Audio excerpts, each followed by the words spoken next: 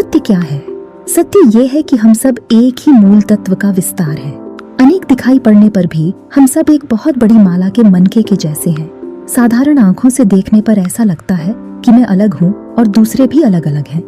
लेकिन यदि ज्ञान की आंख से देखा जाए तो पता चलेगा कि ये आधा सत्य है।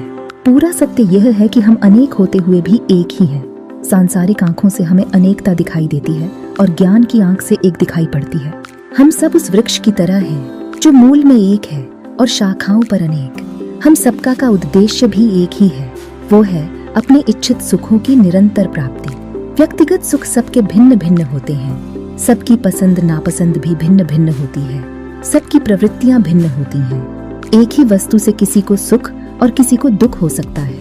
एक ही वस्तु से किसी एक को भी भिन्न भिन्न समय में कभी सुख और कभी दुख हो सकता है। इस परिवर्तनशील संसार में सभी कुछ परिवर्तनशील रहता है। ये भी सत्य ही है। और प्रकृति के और भी जितने ज्ञान विज्ञान है और जो बाद में भी खोजे जाएंगे, वो सब सत्य की कोटि में ही आएंगे। इन सत्यों की कभी भी अवहेलना नहीं करनी चाहिए, नहीं तो दुखद परिणाम ही होगा जीवन का। और फिर जन्म मरण से छुटकारा ही मांगते फिरेंगे और वो भी मिलेगा नहीं, क्योंकि ऐसा कुछ होता नहीं है। क्योंकि समष्टि से बाहर होने की कोई संभावना नहीं है।